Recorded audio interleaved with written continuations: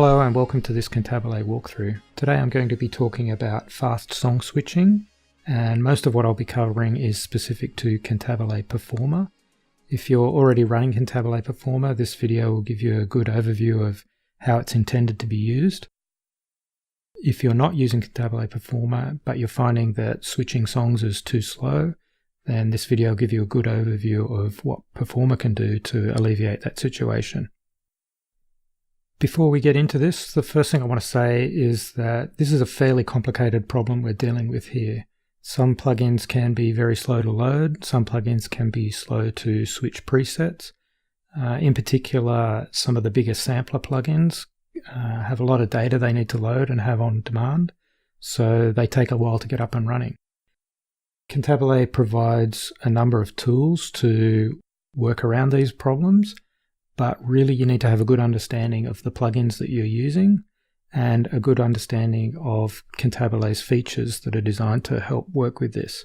For example, you should understand how states work, you need to understand how setlist preloading works, how linked racks work, and I'm going to be covering most of that today. I guess the point I want to make at this point is that you need to do a bit of forward planning. If you go into it blindly, you'll probably run into problems, but a little bit of planning and a little bit of understanding of what's available, and you can get extremely fast song switching actually with Cantabile, and you'll be up and running. Okay, so the basic idea behind fast song switching is to eliminate plugin and preset loading and preset switching as much as possible. And what you want to do is you want to get all that loading done up front so that everything's ready to go. And then the switching is done as much as possible via MIDI routing. So MIDI routing is pretty much instantaneous. You're typically just sending the MIDI data to a different target or on a different channel. And it has other advantages as well in that you don't end up with sounds being cut off when a preset is switched or when a plugin is unloaded or discarded. So to demonstrate what I mean by this, I'm going to start by just loading an instance of Kontakt, which is a very popular sampler plugin. And I'm just going to load a couple of instruments into here. So I'm going to load grand piano first, and then on a different preset, I'm going to load, let's see, say an organ. Okay, so you can see now we've got two sounds loaded. So we've got our organ here, and on the other preset, we've got the piano sound. And as you can see, the switching between these is very slow. Okay, a couple of seconds between each one. Okay, this is essentially what we want to avoid. So a better way to set this up, I'm just going to create a new song and discard that. I'm going to load the same plugin. Now Kontakt supports what's called a multi, which is basically different instruments on different MIDI channels. So I'm going to load the grand piano again. Now rather than switching presets, I'm going to go and just load the other instrument directly. And what you can see now is that there are two instruments here stacked. One of them is on MIDI channel 1 and the other is on MIDI channel 2. So if I just close this off, you can see this keyboard is set to MIDI channel 1. So that's our piano. And if I switch to channel 2, you can hear the organ. Now, that's great if you've got the ability to quickly switch channels on your keyboard. Typically, that would be a bit too fiddly to do. So you can use Cantabile's state management to better handle this. So one way to do this would be to do, I'm just going to create two states, one piano and one organ. So what we're going to do here is we're going to use Cantabile's MIDI route channel mapping. So in here we can say to map everything coming in on any channel onto channel 1, which is Kontakt's piano channel, the way we've got it configured. And then for the organ one, we're going to say send it on channel 2. So whatever MIDI events are coming in here are going to be mapped to channel 2 when we're on the organ state and to channel 1 when we're on the piano state. So you can see now piano, and organ, and you can see there's absolutely no delay now in switching sounds. Now, what I'm going to cover a little bit later is how we automatically select these states when we switch songs. But now that we've got them in states, we're much more in control from Cantabile as to what sounds this plugin is going to make. Okay, that's one way to switch sounds. Another way to switch sounds would be to use different plugin instances. So let's just clear this out again. Oops, don't want to save that. And I'm just going to add 2 more plugins. Let's do Contact again. And we'll just put the organ back in again. And let's say we wanted to switch between organ on Contact and, say, an ivory piano sound. You can see this is what I mean by plugins can be slow to load. So I'm just going to put a, let's say, German piano on there. All right, now what you can see now is we've got 2 routes feeding both of these plugins, which we don't want. So let's just get rid of the second one. I'm going to create 2 states again. And this time, rather than switching the MIDI routing here, the MIDI channel routing, we're going to change the target. So on the organ, we're going to send it to Contact, and on the piano, we're going to send to ivory. Okay, so you can hear now we've got ivory and Contact's organ sound here. Oops, what did I do there?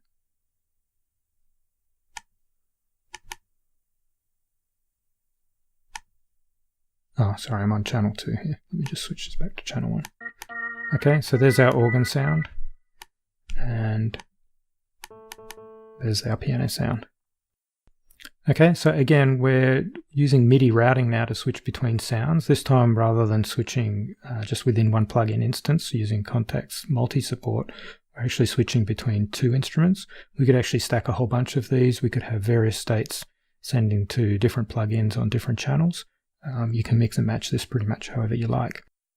Okay, another way of sound switching is actually a simpler case. For some plugins, the switch times are practically 0 anyway. So for instance, if we look at this synth plugin, you can see I can switch between these sounds almost instantly. There's no delay at all. So for these kinds of plugins, you don't need to do any special handling really. You can just switch the presets. The only catch would be if you needed to overlap sounds. So if you had a case where you needed 2 of these sounding out at the same, 2 different presets sounding out at the same time, you might use 2 instances and then use MIDI routing to switch between them. But generally a synth plugin like this, or anything algorithmic or synthesized as opposed to a sampled plugin, you can generally get quite fast switching straight out of the plugin itself. Okay. I showed the multis in Contact. You can do a similar thing with Omnisphere. So just to quickly show that, since this is another plugin that people tend to use, I'll load Omnisphere, and you can see I can do a similar thing in here. Okay, so the channel selector up here lets you choose what's on each MIDI channel. So if on MIDI channel 1, I can choose what do we want here? Doesn't really matter. You'll have to excuse this, me moving these windows around. I'm on a fairly small display here. So you can see there we've got one sound on channel 1. We can put another sound on channel 2.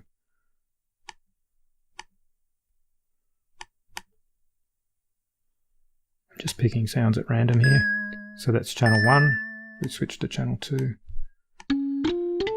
Okay, so it's basically the same thing as Contact. And like I said, most samplers will have some kind of configuration like this where you can put different sounds on different MIDI channels. I could set up states with similar routing here to switch sounds on this Omnisphere if I wanted to.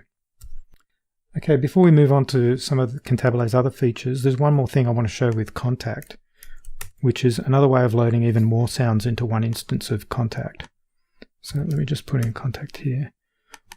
Contact has a feature called an instrument bank, and what this effectively says is for this MIDI channel we can load multiple instruments onto it and then use MIDI program changes to switch between them. So if I was to open this here, you can see we've got 128 different program slots, and on each of these slots we can put a different instrument. So let's just put let's use the same ones again. I'm going to put that organ on there, and I'm going to put the piano on program 1. Then what you can see is, let's switch this back to channel 1. Okay, so that's the piano sound, but if I send a program change, right, so I'm going to use Cantabile's quick controller to send a program change here. So I'm sending program change 2 to the plugin. You can see now we're on the organ, and I can switch back again by sending program change 1. Okay, now you can integrate this with states just like we did before, and the way you would do that with a instrument bank like that would be, let me just create these 2 states again, is in the bindings tab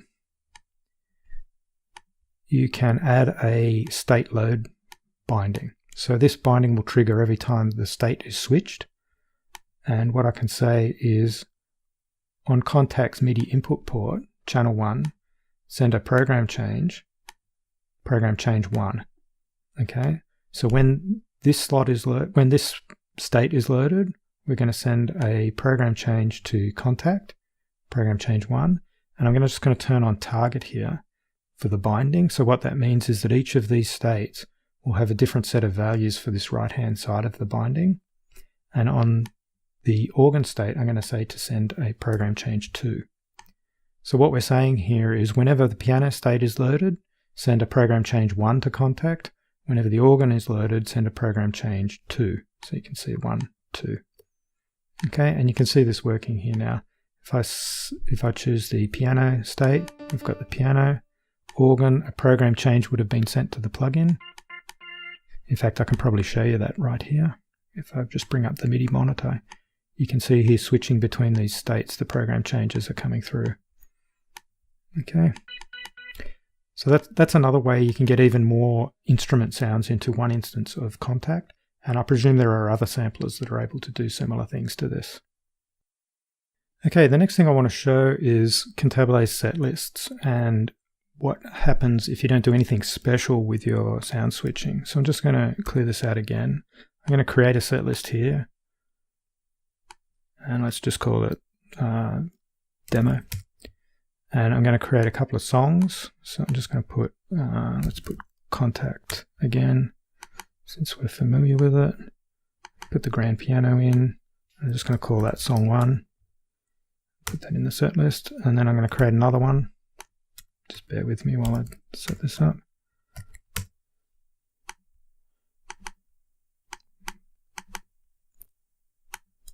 And call this song 2.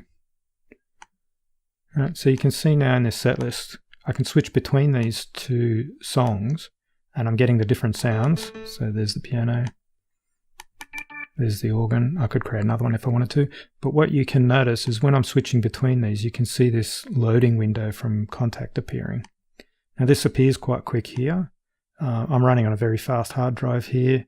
If you had a whole bunch of plugins like this, with lots of presets loaded or lots of sample sets loaded into each one, this song switching would become very slow very quickly. Okay, so although this works and it's convenient and easy to set up, it has problems as your set list grows, and particularly as your songs grow and get bigger. So one way you can work around this, if your set lists are very small and you only have a few plugins, is you can simply turn on setlist preloading. And what this does is it goes through your set list and it loads all the plugins for every song and every rack that it uses. So if I turn this on now, you can see that when I switch between songs, it's pretty much instant, but the loading window has gone. You can't see that flickering anymore from when the plugin loads. And this in the background is simply activating and deactivating the instance of Contact that's not being used. Okay, so we've got the same thing happening, but there's no plugin loading in the background.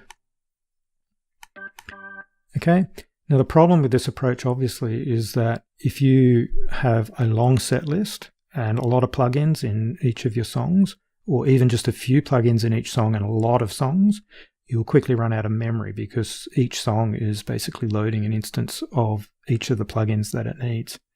So what we want to do here is we want to create plugin instances that can be shared across multiple songs. And the way we do that is with what's called a linked rack. Okay, so I'm just going to clear this out again and clear these songs out. We'll start again. So the idea behind a link rack is you can think of it more like a sound module. It's a rack that's configured in one place, but then can be reused across multiple songs. And each song that uses it doesn't need to reload it if it's already loaded. So the plugins will be kept loaded, they'll be kept running in the background as you switch songs in front of them. So let's set this up. So I'm going to create a new linked rack here. Okay, now it's important you use a linked rack because a linked rack is the only way you can share these across multiple songs. An embedded rack has similar functionality, but it's actually saved inside the song file, so it can't be shared. So I'm going to create a new linked rack, and let's just call it, say, keys. You can call it whatever you like. So what you see here is the rack is loaded, and inside this rack we can load anything we like, just like we would in a song, like I was before. So let's put this contact instance in again, and I'm going to put the piano back again. Okay, so you can see here I've got main keyboard is feeding the keys rack's MIDI in. It's coming to this rack. The rack's MIDI in is being sent to contact, and then the contact stereo out is being sent to the rack output, and then the rack output is being sent to the main speakers. Okay, so we've got a chain here basically of main keyboard to rack to output, and inside the rack from the rack's input to the rack's output. Okay, now this rack can now be reused. So if I save this song as, I'm just going to override song 1 again. Yes, I want to replace it.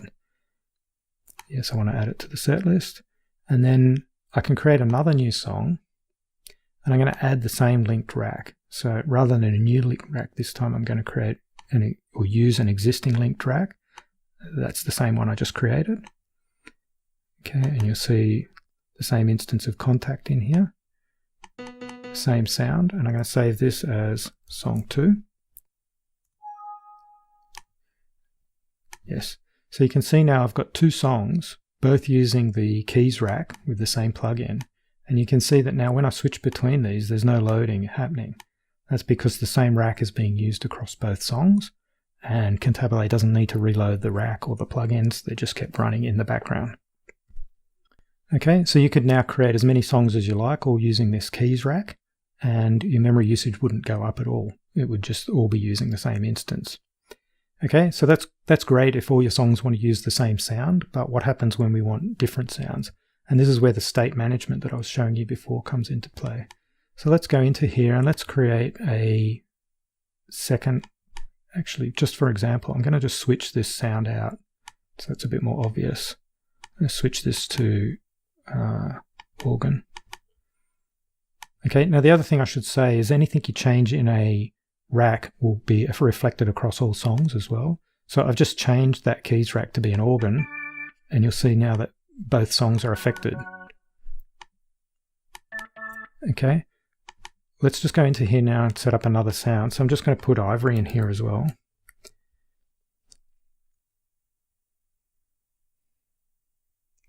And oops, load a sound onto it. Doesn't really matter. Okay, and I'm going to delete that route, and I'm going to say, let's just create 2 states on here, one called contact. So I'm creating these states on the rack now, not on the song, and let's call this one ivory. So on the contact rack, we're going to feed MIDI into contact, and in the ivory rack, we're going to send it to ivory. So you can see now when I've got ivory selected, we get the piano, and I've got contact selected, we're getting the organ. Okay, now what I can do now is in my set list, I can say, okay, for song 2, I want contact, and for song 1, I want ivory. So we've got the same rack now with the same 2 plugins loaded, but we can use this rack in as many songs as we like and then just choose which sound we want for each song. So you can see here, I've got ivory on song 1, yes, and contact on song 2. And I could create as many states as I like in here. You can see I've got contact ivory. You could have bright piano, electric piano, mellow piano, as many different combinations as you like in here with different plugins. You could have some states feeding contact, some feeding ivory, some feeding a mix. You could have whatever combination you like or need. And then that rack can be reused across as many songs as you like, and you've got quite an effective sound module that can be used in many songs without using up too much memory. Now, of course, you can also create multiple racks. So let's just create another linked rack here, and I'm going to call this one, say, synth. And let's just put something in here just so we can hear it. Okay, so you can see now I've got 2 racks in here. I've got 2 routes feeding them, and just for this example, let's set some key ranges up. So I'm just going to set a key range here, which is bottom half of the keyboard is going to go to the keys, and the top half of the keyboard is going to go to the synth. Okay, so you can see now I've got the keys on the bottom and the synth on the top. Okay, let's just put a different sound on here so it's a bit more obvious. Okay, so we now got a synth rack that we can now reuse across as many songs as we like. So I'm just going to save all of that. Go back to our set list. You can see now we've got song 1 is using just the keys rack. Song 2 is using keys and synth. We can create as many songs as we like. We can create as many racks as we like and reuse them in the songs that we need them. Now, this is where setlist preloading comes in again, because when I'm switching from song 2 to song 1 here, synth rack is going to be unloaded because it's no longer it's not used in song 1. Now, although this is a fast loading rack, if this was a slow rack or you had a lot of racks that were being unloaded and varying across your songs, then you can use setlist preloading, and that will load song 1, song 2, the keys and the synth rack all up front, and then your song switching is just switching between those different configurations, and pretty much instant. Okay, just to reiterate all the techniques I spoke about earlier about switching sounds quickly on a plugin, using MIDI routing, switching between plugin instances, using instrument banks on Kontakt, can all be used inside the rack. So for instance, in here, I could configure multiple plugins. I can use channel mapping here if I like. I can use target mapping. I can also tweak and adjust settings on per state basis. For instance, on a particular state, you might adjust the gain of a plugin. Perhaps the one part of your song, you want the gain up, down in another part, for example. All of that kind of thing can be configured in here. Just to clarify as well, the states that you would normally use on a sound module, on a rack, like we're using here, switching between Ivory and Kontakt, these would typically be sound presets, whereas the states that you would use on a song would typically be song parts. So for example, that's why it says here song parts. So for instance, you might have on this song the intro, the verse 1, chorus 1, for example, etc. And then on each of these, you might tweak the different sounds that you have. So for instance, on verse 1, you might be using Ivory. On the chorus, you might be using Kontakt, for example. So as you're switching through this song now, you can see that you're getting different sounds as well. Okay, and that would be a typical way of setting up your songs and racks. In fact, that's the way that I recommend you do it, at least to start with, till you learn your way around it. Okay, just a couple of more things before I finish off this video.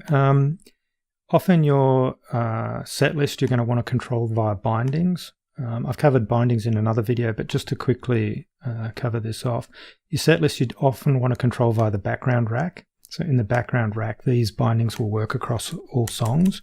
So I'm just going to add a binding here just to show what I mean.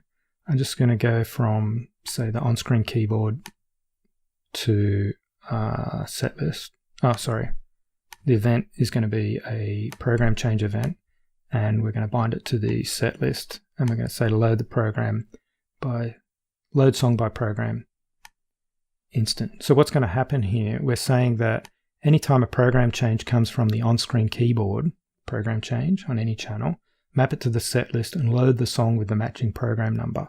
So if I was to send a program change 1 now, so you can see these 2 songs I've created here. If you edit the song, you can see it's got program number 2, and this one's on program number 1. So if I save this, if I send a program change 1 now, it will map to the set list. So if I just go 1 and send a program change, you can see it switched to the first song. If I send a program change 2, it would switch to the second song. You can set up bindings for all sorts of things like this, and typically on your set list you'll have bindings to load a particular song and also bindings to step through the parts of a song. Okay, so that covers pretty much everything to do with fast song switching. It's going to be at least 95% of everything you'll ever need. If you're after more detail on things like this, the Cantabile forum is a good place to ask questions like that. Okay, I hope this is helpful, and thanks for watching.